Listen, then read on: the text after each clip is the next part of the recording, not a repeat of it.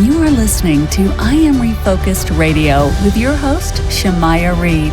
This show is designed to inspire you to live your purpose and regain your focus. And now, here's your host, Shamaya Reed. Hey, welcome to I Am Refocused Radio. Man, we are here once again. And man, today we have another awesome show lined up for y'all today. Today, man, we're going to talk to a motivated leader and a awesome businessman. We're going to talk to Rich LaMonica. He is a awesome person, individual that we're going to have on the show today to learn about. We're going to talk about today's topic, finding purpose.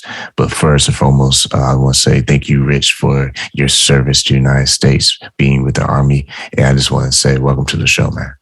Oh, thank you so much for inviting me, and it's an honor to be here. And again, thank you for no problem me serving my country. I enjoyed it. I would do it again in a heartbeat. Man, you also are the founder of the amazing website, the misfitnation.com. And man, tell us a little bit about yourself before we dive into today's topic. Awesome. Yeah. Originally from New Jersey, born and raised there in the 70s. I was the fourth of four children. Grew up in what's called a railroad apartment. So all the rooms were connected. There was no hallway. So you went from the living room to my sister's room, my parents' room, and then a room with three boys in it. And as you know, a room with three boys means nothing but trouble. And that's what was in that room for many years until my oldest brother joined the Navy. And then me and my other brother, we just kind of grew up without him for probably 6 years until he came back from the Navy. When it came time for me to go to high school, I went to the same high school my parents went to, and Dickinson High School. And my goal was to join the Army. That was all I wanted to do. So I went to like all the classes that would get you in the Army. So I took the basic classes for 2 years just to get by, and then like shop classes. So graphic arts, metal shop, fine arts, carpentry, auto mechanics, things like that. And then at the end of my junior year, I told my dad I was going to join the Army. He said, no, you're not. Enough of us have served. You have to go to college. You have to be the one that goes to college. So for my senior year, while all my classmates were just hanging out, basically doing a couple classes, going home, I was taking all those sciences and maths that I missed for junior year and sophomore year. So for my senior year, so my whole class, I was in school all day, then I'd work at night.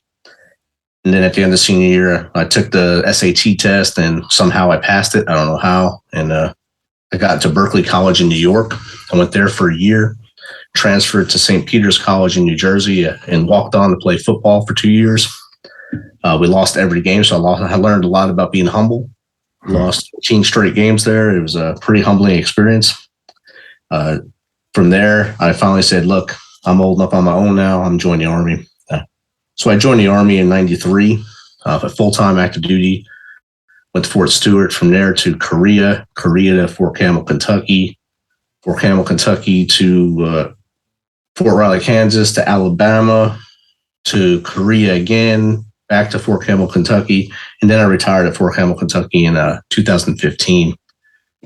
From 2015 to 2016, I was 365 days of being unemployed and trying to find my way and find that purpose in life again. Yeah, I mean, after going 22 years of putting on the boots every day and lacing up the uniform and then doing that, and then one day it just stops.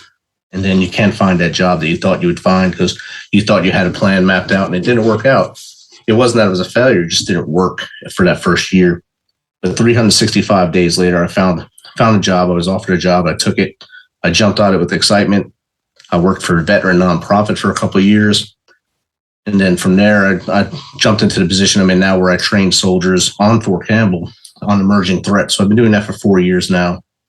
In that time, I attained my master's from Georgetown in disaster and emergency management. And I am currently pursuing my Ph.D. from Liberty in Homeland Security. I published a book last year, December, called 13-Step Guide to Success. In December of 2020, I came up with the crazy idea to start the Misfit Nation, because I had about 8 hours left in a week to do stuff. So I came up with the podcast, and that's been going awesome. The idea behind it was to highlight veterans, let them tell their stories so you can get some of that burden off their chest and help them say, hey, exhale, and be able to breathe again and get that PTSD monkey off them and monster off their back so they don't go into the darkness, because we lose so many veterans because they keep all the stories tied up and they don't think anyone wants to listen to them. I did that for a little while, and then they said, hey, we need other help. We need people that can show us how to be business people, how to start a business, be an entrepreneur, how to write books, how to get into music, how to get to Hollywood. So I've got all kinds of subject matter experts that would come on and help them. And we just published our 189th episode yesterday. So it's a pretty good ride.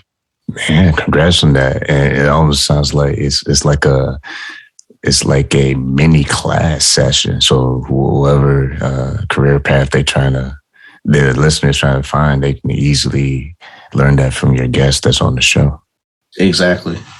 And speaking of that, veterans are very important when it comes to civilians. What are some of the best ways that we can be involved to help and support veterans? I think the best way is for a little while there during the global war on terrorism, like when the Warrior Project came out and they were promoting this thing that kind of went backwards, where the veterans are being told they were broken and you can't do things because you're broken, or people don't like you because you're broken, or you have these experiences.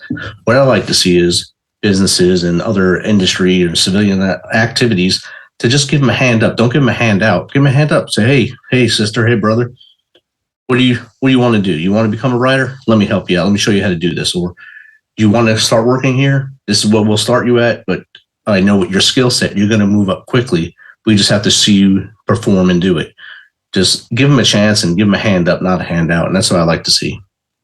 And that's good to know. And with you being that individual who's been through that process, who had to transition into military life, into civilian life, once you found a way, if I can call it, was it a system that you found? Or was it just being around like-minded people? What was it for you that helped you along the way to transition from military into civilian world? I think it was when I first got the first job, I was around there's a lot of veterans that worked there in my office. So being around them, so like you said, like-minded individuals, we sat around and we joke and we talk. It was just like being in the military, but that kind of eased the burden. But we also, at that same time, I was able to help other veterans and mentor them as they went through what we call the 6-month fellowship program, where they would go back to the communities where they either joined from or where they got out from, and volunteer at a nonprofit for 6 months, 20 hours a week. And I would mentor them through that and help them to find their purpose. But while I was helping them to find their purpose, I realized my purpose at that point right there. So everyone has a different thing that puts the aha moment or the light on. When I was able to help these young women and men as they were doing their 6 months and transitioning out and seeing them light up, that showed me that I was doing something right.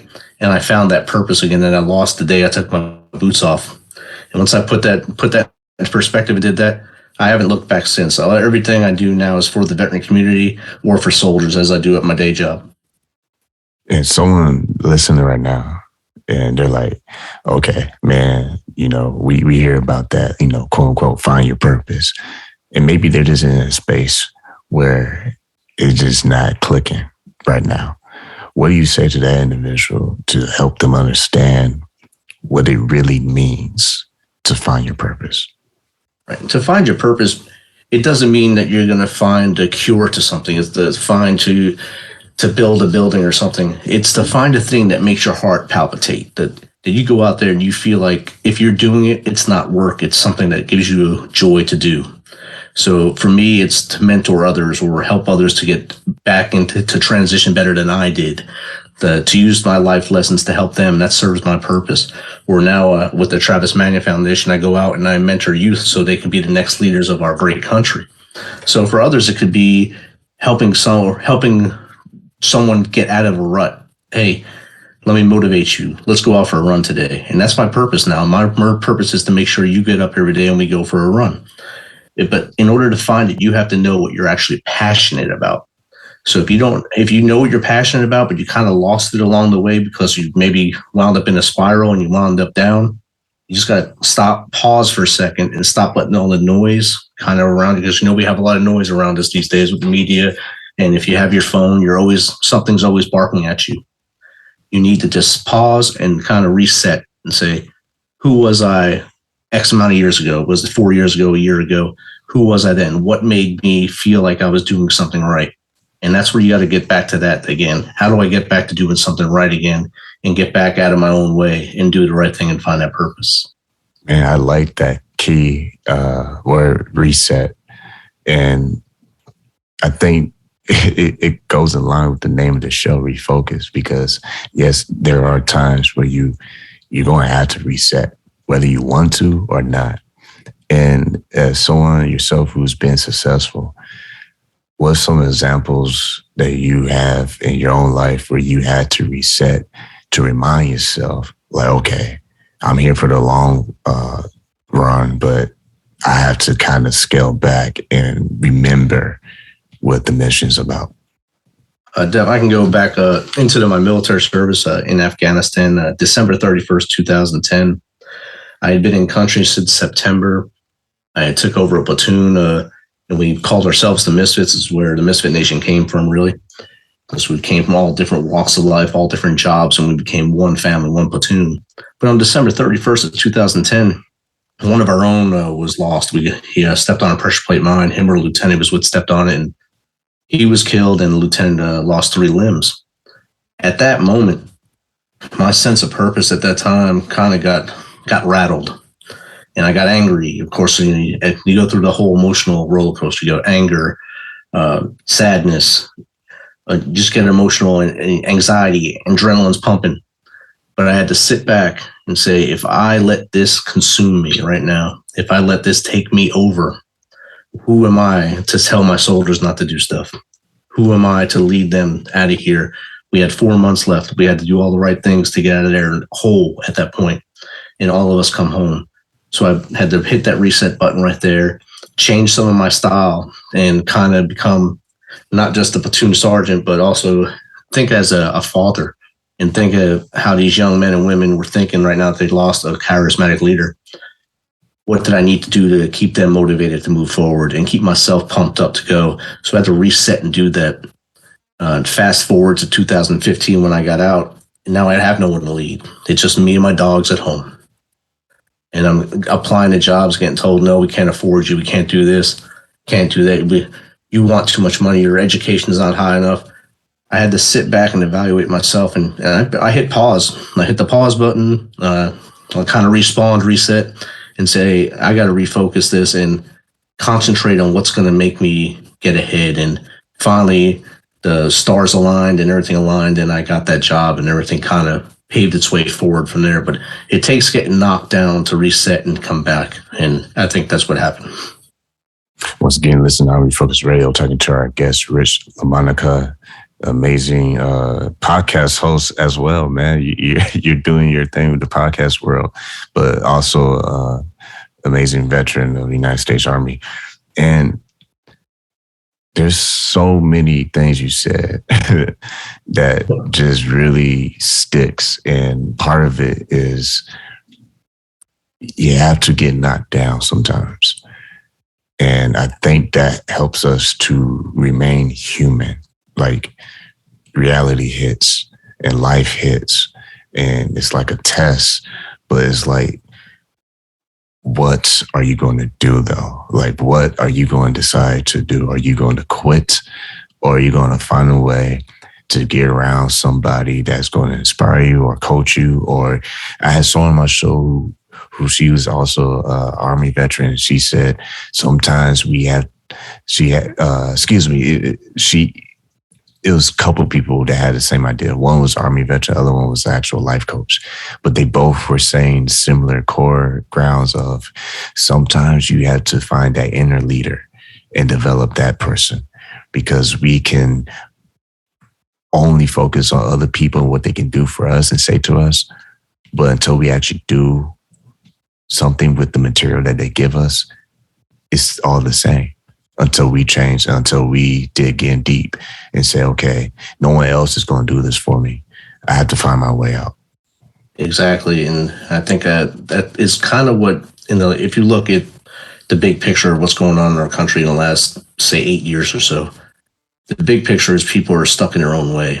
If it's not the way I always wanted it to be, it's not going to be right. If you can just refocus your aperture and say, look, We all want the same thing if we just sit down and talk to each other.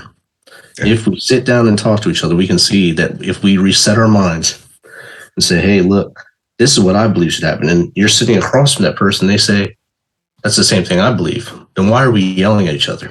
Why are we fighting? We should be fighting to do that same thing to make our communities better and move our community to the city or whatever, move out and make it better. And I think, like you said, if you reset the inner leader and push that forward, I think everyone will find that light at the end of the tunnel. And talking to those who are listening, who are not involved in the military lifestyle, what are some of the fundamentals that you can share with just people who have not been in the military, but what are some of the core fundamentals that people can actually practice and set in motion in their personal life and professional life that can have some impact in their community? Definitely. First thing you want to do every day is start stacking your victories every day. Don't worry about, your failures there. Everyone's going to, you mess something up every day. We all do. We're all imperfect. That's how we were made. But when you wake up in the morning, you stand up, that's a victory for me right now. For many people, it's a victory just to get up in the morning. Make your bed. That's another victory. Brush your teeth, victory. Stack them victories each day. So by the end of the day, you count up how many victories you had. Say it's 21 day. The next day you want to get 21 and then 22. Try to beat yourself every day. That's one way to make yourself a strong person and move forward. And as you try to build your community, build your circle, like I tell people in my book, first step, tell the people around you how you care, how you feel about them. Don't hide what you feel. Hey, brother, I love you. Hey, I love you, sis. And give them a hug, give them a high five. Go outside and breathe the air. Don't stay behind a keyboard. Go outside and breathe the air. While outside, actually look up. Don't look at your phone. Look up. See those 3 inches, you'll see the whole world. Say hello to a human. Say, hey, how you doing today? And that might just light that person's day up. Just to see you say hello to them and smile. Some people just don't like that anyway, so you're going to have those people who will be angry no matter what. But if you do that enough, you'll see so many people that will start having a better day just by you saying hello to them. While you're outside, get out of your 3-foot circle and live your life. And when you're outside that circle, try to see what's wrong with your community. So you start in your neighborhood. Say, hey, go to your neighbor. What do you think we can do to make our block better?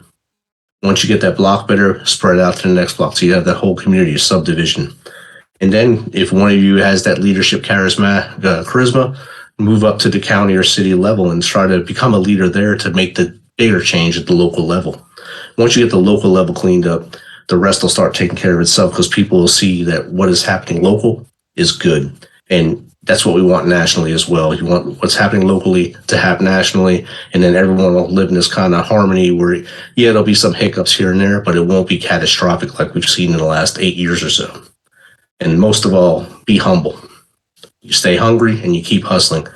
As long as you have that humble nature to yourself, and when you do get knocked down, you'll get back up. You're not judged by how many times you get knocked down. You're judged by how many times you get back up. So if you get punched in the face, you fall down, you get back up. You stay hungry. You keep hustling until you get that victory you want and keep stacking those victories every day. Once again, listen to Refocus Radio, talking to Rich LaMonica, and today's topic, finding purpose. I mean, it's just everywhere and every angle of today's conversation, because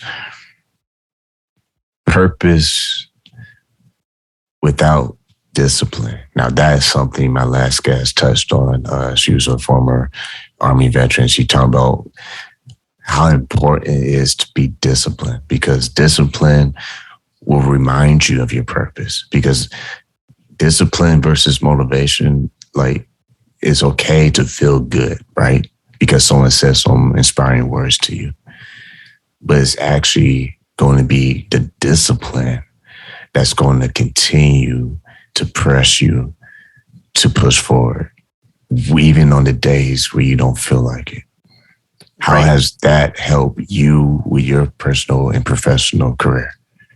And you hit the nail on the head there, and your guess is 100% correct. If you set your goals at the beginning of the year, I don't like to call them resolutions, you set 12 goals at the beginning of the year, and you keep them in front of you. Don't have them just tucked away somewhere, like, or on your phone or whatever. Have them somewhere you have to see it every day, those goals. If you have to break them down by month, you see that goal, you wake up, you look at it. Where am I at that goal right now? Have that discipline to challenge yourself and do that goal. Don't sit back and say it's going to happen for me. Things don't work like that. You have to stand up. You have to fight for you, and you have to push forward. So if you set a goal to go to the gym, I had a guest last week, and she told me this, and this resonated with me. If you're afraid to go to the gym, the first day, just go and bring a change of clothes. Go into the locker room, change the clothes, and then leave. You already started. Now you're at the gym. You've started. The next day, do a little more. Take the change and maybe walk on the treadmill for 5 minutes, and then build it up until you have that discipline built into you. It takes about 21 days to affect change in your life if you do it constantly. After those 21 days, you'll notice that going to the gym isn't a problem because you're doing it now just out of it's as a habit now. You built that new habit, and that discipline set in there. Well, I have to go to the gym now. I know I have to pack my bag and actually probably bring soap now, so I wash after I go to the gym before I go to work. And you have that discipline built in, and then you work towards that next goal that you set for the next month. Man, I really like that concept, because you can use that for almost anything in life. If you're trying to write a new book, well, you can't write the whole book in one night. Right. I heard people who promoted their book on my show, and they talk about the process of being an an author. It's not that difficult. It really isn't. It's kind of like the story with you share with the gym. If you just commit to the ideas that you want inside the book, and then commit to writing a few sentences, and then commit to writing a paragraph, then commit to writing a new page, and keep pushing yourself to keep doing it and keep doing it. Before you know it, you have a book. Before you know it, with the gym story you said, you have a healthy lifestyle. So someone listening right now, and they want to learn a little bit more about your show that you do, the Misfit Nation, and they're a veteran themselves, and they would like to share their story and share their perspective, what's the best way that they can contact you to find out more information? Thank you. If they go to themisfitnation.com, that's TheMisfitnation.com, you can hit contact there, and it'll go right to me. I usually answer within an hour or so, unless I'm in a meeting at work. I'll get it, and we'll get you lined up for the show. Veterans get top priority, but all SMEs on like all the areas I spoke about earlier, I have a schedule for them. They can come on, and we're going to start doing live shows here probably in the next couple of weeks, where every 3 nights a week we'll do a live broadcast with a guest on, and we'll talk to them and have them tell us their story and what their subject that they're an expert in. So that's themisfitnation.com, and use the contact form, and we'll get right back with you. Have you had closing statements, words that you will share with someone who's listening and they're thinking about joining military, or maybe they just got out and they're about to transition to civilian life, with some general words of encouragement that you give that individual before they take that next step in their life? Definitely. If you're a young man or woman thinking of joining the military, and you think you feel like it's a good fit for you, do it. Go into it, and when you get in there, act like you don't know anything and learn everything. I went in and thought I knew everything and kind of hit that hiccup, and I got taught really quick that I didn't know anything, but I learned on the fly, and I learned that as you learn from others in the military, the stronger you get.